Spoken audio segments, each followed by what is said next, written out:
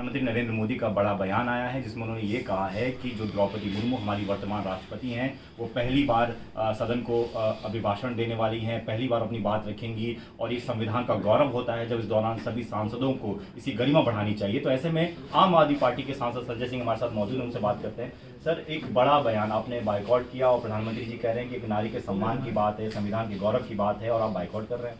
देखिए, ऐसा है कि कल सर्वदलीय बैठक में मैंने ये मुद्दा उठाया था और मैंने कहा था कि अडानी का जो भ्रष्टाचार है, लाखों करोड़ का भ्रष्टाचार, उस पे भारत सरकार को जवाब देना चाहिए और सदन में चर्चा करानी चाहिए। प्रधानमंत्री जी कहां छिपे हुए हैं, क्यों नहीं जवाब दे रहे इस मुद्दे पे? LIC में जिन लोगों ने अपनी बेटी की शादी के लिए पैसा लगा रखा था, जिन लोगों ने अपने घर बनवाने के लिए, अपनी बीमारी के लिए, अपने पेंशन के लिए पैसा लगा रखा था, आज वो करोड़ों लोग चिंतित हैं। उनके सर के ऊपर अंधेरे के बादल मंडरा रहे हैं और प्रधानमंत्री जी अब तक कोई जवाब नहीं दे रहे हैं। जो कंपनी जिसने फ्रॉड किया है, अडानी, वो आके कह रहा है कि भारत के ऊपर हमला हो गया। अरे, एक भ्रष्टाचारी के भ्रष्टाचार को उजागर करना भारत पे हमला कैसे हो गया? जिस अडानी ने देश के करोड़ों लोगों के भविष्य पे हमला किया, उसके भ्रष्टाचार को उजागर करना भारत पे हमला कैसे हो गया? और अगर भारत पे हमला हो गया तब तो प्रधानमंत्री जी को सामने आके बोलना चाहिए, रक्षा मंत्री को भी बोलना चाहिए, राष्ट्रीय सुरक्षा सलाहकार को भी बोलना चाहिए और गृह मंत्री जी को भी बोलना चाहिए। Adani is not India, India is not Adani. Bharat के प्रधानमंत्री को सामने आके जवाब देना पड़ेगा कि उनके मित्र ने देश के करोड़ों लोगों का पैसा क्यों लूटा और लूटा कैसे है।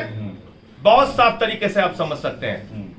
मॉरिशस जैसे देश, एंटीगुआ जैसे देश जो टैक्स हेवन कंट्रीज कहलाते हैं, उन देशों में फर्जी कंपनी इस अडानी ने खोली और वहां से अपनी ही कंपनी के शेयर इसने खरीदे और शेयर खरीद के अपनी कंपनी के शेयर के दाम बढ़ाए और जब शेयर के दाम बढ़ गए तो लाखों करोड़ रुपए बैंकों से कर्जा ले लिया। आपको मालूम है 87,000 करोड़ रुपए का शेयर LIC ने अकेले खरीदा है।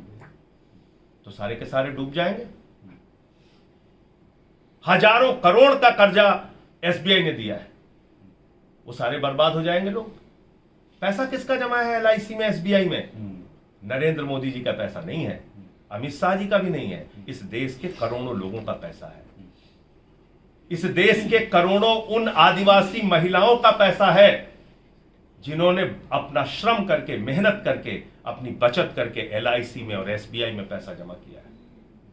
उन करोड़ों दलितों का, पिछड़ों का पैसा है, गरीब आदमी का पैसा है जिन्होंने भरोसा करके LIC में, SBI में अपना पैसा बैंकों में जमा कर रखा है। इस पे जवाब नहीं दे रहे हो प्रधानमंत्री जी। दुनिया भर की कहानी बता रहे हो। ये कहानियां हमने बहुत सुनी है और बहुत ऐसी राजनीति को हम समझते हैं। वो तो सीधा एक एक मुद्दे पे जवाब दें। देश के उन करोड़ों महिला आदिवासियों का क्या होगा जिन्होंने अपनी जिंदगी की गाढ़ी कमाई का पैसा सब्जी बेचकर, ठेला लगाकर SBI में, LIC में जमा किया था? इसका जवाब दो। वो तो सीधे ही कह रहे हैं कि पहला ही अभिभाषण है और पहले ही अभिभाषण में उनका सम्मान होना चाहिए। अभिभाषण क्या होता है आप भी जानते हैं, हम भी जानते हैं। सरकार का लिखित भाषण होता है, उनके झूठे वादों और झूठे दावों का एक पुलिंदा होता है, जो मोदी सरकार के झूठे वादों और दावों का पुलिंदा है। तो महामहिम राष्ट्रपति के प्रति पूरा सम्मान है, लेकिन अगर उसको ये महामहिम राष्ट्रपति को भी आदिवासी की बात कर रहे हैं तो मैं तो पूछ रहा हूं कि देश के आदिवासियों का, दलितों का, पिछड़ों का, शोषितों का, गरीबों का, करोड़ों लोगों का जो पैसा LIC और SBI में डूब गया, उस पे प्रधानमंत्री मौन क्यों है? क्या वो सब्जी बेचने वाली महिला, आदिवासी महिला, उसका पैसा डूब गया, उस पे प्रधानमंत्री को जवाब नहीं देना चाहिए? क्या वो दलित, वो पिछड़े, वो शोषित जो ठेला लगा के दिन भर की कमाई करते हैं और अपनी बेटी की शादी के लिए LIC, SBI में पैसा रखते हैं, उस पर जवाब नहीं देना चाहिए?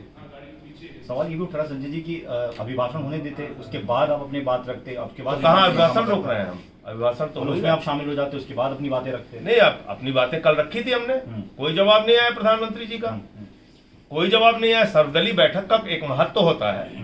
उन्होंने ये भी नहीं कहा कि हम सदन में चर्चा करने के लिए तैयार हैं। तो बताइए किस फोरम पे उठाए अपनी बात। एक सवाल ये भी है, बजट सत्र चल रहा है, अब आपकी क्या उम्मीद, क्योंकि दिल्ली सरकार हर साल ये कहती है कि जितना बजट दिल्ली को मिलना चाहिए उतना केंद्र देती नहीं। अब तक क्या 325 करोड़ रुपए देते रहे हैं और इतने अच्छे लोग हैं कि इनसे ज्यादा उम्मीद करना ठीक भी नहीं।